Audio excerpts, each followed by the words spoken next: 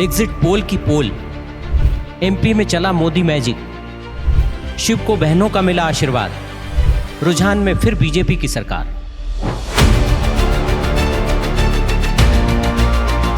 5 राज्यों की विधानसभा के लिए मतदान संपन्न हो गए हैं। परिणाम के लिए 3 दिसंबर का इंतजार करना होगा, लेकिन उसके पहले देश की तमाम सर्वे एजेंसियों के एग्जिट पोल सामने आ गए हैं। चौथा खंबा ने एग्जिट पोल का पोल निकाला। बात करें मध्य प्रदेश के एग्जिट पोल की, तो यहाँ मोदी मैजिक और शिवराज का जादू चलता दिखाई दे रहा है। ऐसा लगता है कि लाडली बहनों ने शिवराज पर आशीर्वाद की वर्षा की है। यहाँ बीजेपी न सिर्फ अपना किला बचाने में सफल होते दिखाई दे रही है, बल्कि रुझान के अनुसार अच्छी खासी बढ़त बनाए हुए है। हमने 5 एजेंसियों के आंकड़ों का विश्लेषण किया।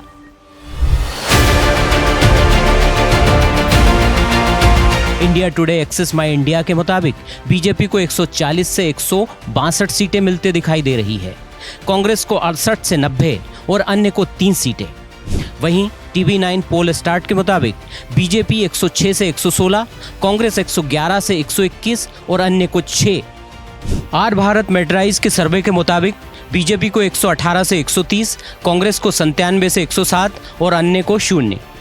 उधर न्यूज 24 चाणक्य ने बीजेपी को बम्पर सीटें दी है।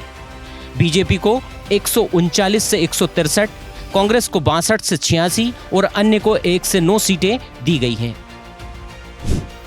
इंडिया टीवी CNX सर्वे के मुताबिक बीजेपी को 140 से 159, कांग्रेस को 70 से 89 और अन्य को 0। मैंने पहले ही कहा था, मध्य प्रदेश में कोई कांटे की टक्कर नहीं है। भारतीय जनता पार्टी भारी बहुमत से जीतेगी।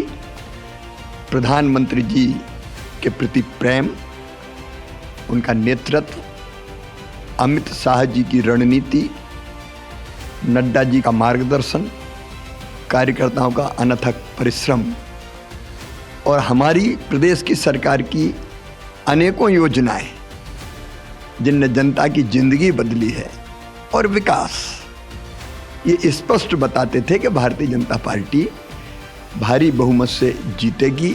एग्जिट पोल के नतीजे इतने डाइवर्स हैं, उस पर कुछ कह ही नहीं सकते। इतना मैं कह सकता हूँ कि इस चुनाव में मैं दावे के साथ कह सकता हूँ कि मध्य प्रदेश के अंदर 130 सीटों से ज़्यादा कांग्रेस पार्टी को सीटें मिलेंगी, स्पष्ट बहुमत मिलेगा। लोगों में एक भावना थी बदलाव की, और बदलाव का वोट मिलेगा। जनता चुनाव लड़ी है, कांग्रेस का छोटा कार्यकर्ता चुनाव लड़ा है। एग्जिट पोल पर राजनीतिक दल चाहे जो दावा करें, लेकिन मध्य प्रदेश के एग्जिट पोल ने पॉलिटिकल पंडितों के अनुमान को उलट दिया है। कुछ राजनीतिक विश्लेषक प्रदेश में बीजेपी और कांग्रेस में कांटे की टक्कर बता रहे थे।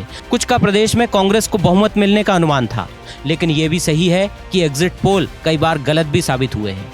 इसलिए 3 दिसंबर को चुनाव परिणाम के बाद ही स्थिति साफ होगी कि प्रदेश में कमल खिल रहा है या कमलनाथ अपनी पुरानी कसक पूरी करेंगे।